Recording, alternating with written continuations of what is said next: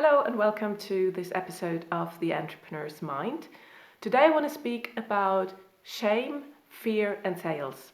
Now, when I say selling, I do mean selling your products, selling your services, but I also mean the non-sales selling. So selling an idea to a coworker or selling, the vegetables to your kid or asking your neighbor to do something for you, give you something or take something from you. Everything that involves us asking someone else to do something or moving someone else to doing something is a form of selling.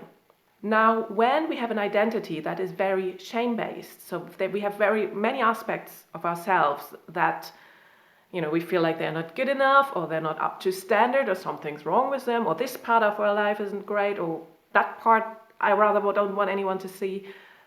It can be that we're like these parts are shame-based and we try to hide them and we try to, not make other people aware of that they exist. And basically what that often means is we don't do certain things because we confuse our self-worth and those parts of ourselves with the thing we're actually asking for. When we are acting from a place of shame, we are often not even aware of it.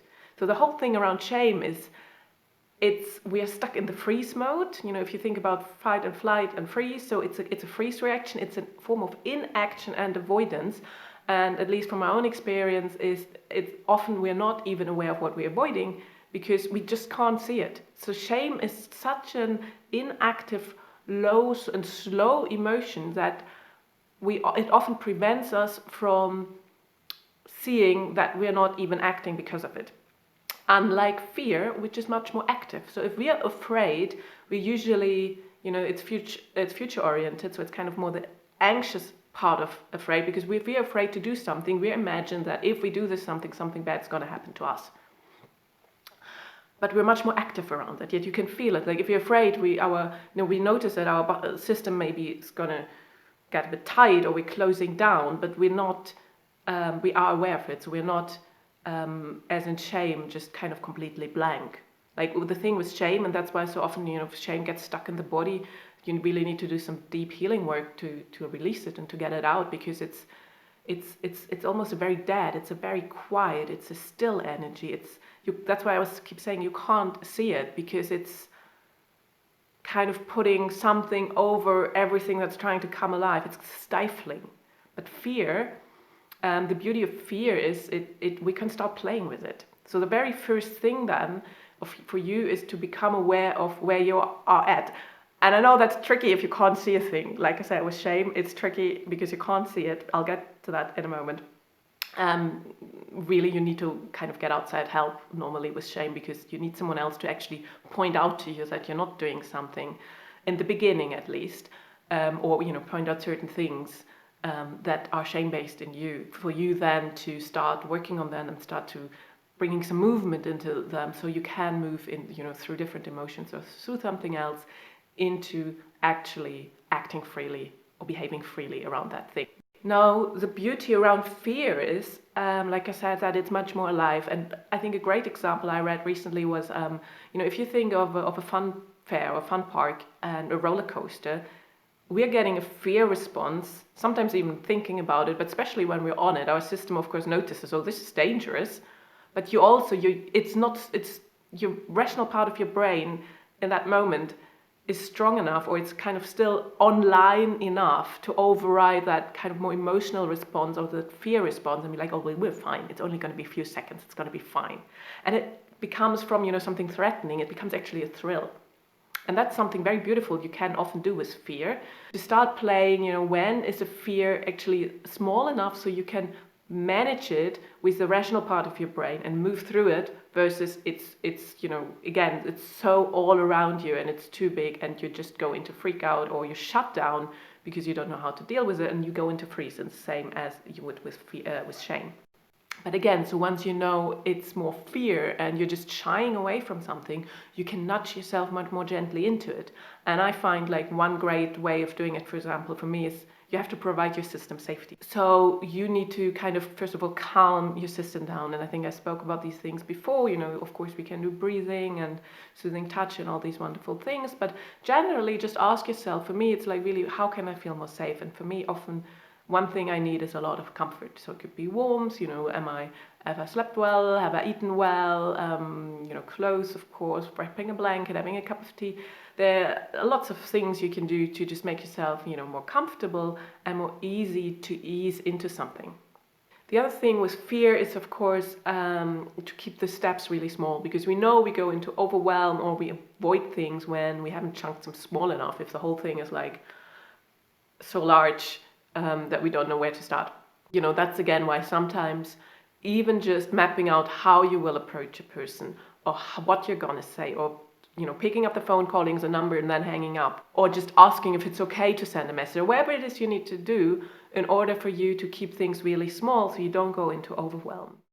So with shame, then you have to dig a little deeper and you have to really look, okay, what's really going on? And there's some great techniques out there that you can use to kind of inquire into maybe why you're behaving a certain way or why things are not going the way they're going or something like that. Like I said, having a professional help in form of a mentor, a teacher, even a therapist or something, of course, can also be really helpful, or even just a good friend, and reading up around it. But it's just really kind of getting more awareness around where am I feeling small, where am I, kind of have mixed up my identity with the thing I'm asking for or the thing I actually want to make happen.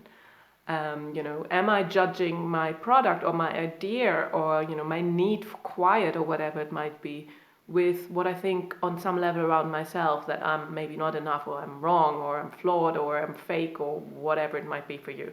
Have a little look at that. Do make sure, like I said, maybe, and if you're not sure where you are, maybe start with really calming yourself down and making yourself comfortable, which is always, I think, a great place to start, and just making sure you feel, safe enough to do something. And then you'll notice if you can do it or not. If that is enough for you to get you into action, you possibly were just a little bit anxious. But if you just don't not even do that, or if that doesn't lead to anything, there might be something else going on. The last point I want to make is, how do you actually make the thing really fun? How does asking for something become fun? And that's possible. So that's something I've been playing with recently a lot, is how can it's really a rewiring in my brain to communicate to my brain, this is actually a game we're playing. This is a fun thing. It kind of goes back to what I said about the roller coaster and the fun fair or fun park, is to change what you think around sales. So for many people, when they're starting out, they're thinking around asking for something, rejection, or asking for something, negative experience. And so, so every time you try to do it, like there's a your brain is still communicating, dangerous, avoid, not good, we're not doing this, do something else, just even look something else, don't even look at the thing. But once you start, the more you get playful with it and like, how can I actually make this fun? Or like for me, like I said, this idea of how can I make this a game? How is it? It's almost like try something out, and I don't even know what the result is, but I just want to try out how it goes. I can send different messages to my brain and communicate in a different way, why this is actually might be a really cool thing to do. And also, of course, then the other thing for me is like, how do I get better? Like, it's a game, and every time I do it, I want to get that bit better. I want to understand a little bit better how this other person thinks, or what do they actually want and need? Is there a way of, my needs and their needs meeting somewhere in the middle? Or is it something I really just want them to do, but I need to find out how to make it attractive to them? Have I maybe not understood what motivates them and linked that to the thing I want to do them? And it just really becomes like this kind of dance around, okay, let's see how it makes this happen. Now, how can I, package it up, wrap it up, explain it to them so they are like, oh, this is just what I've been waiting for. You are just the person I've been waiting for. Try to get a bit more playful with it and try, get creative around it and see what happens. Because I think most of you, if you're watching this, you have something really amazing to offer, or you just simply something you need to get done. And by making that shift in your head that selling is not something scary, but it's actually a game that can be fun, you possibly have some big breakthroughs. Let me know how they're going, or if you have any more questions, I'm here. Send a message, reach out on Instagram or Facebook. And until next time,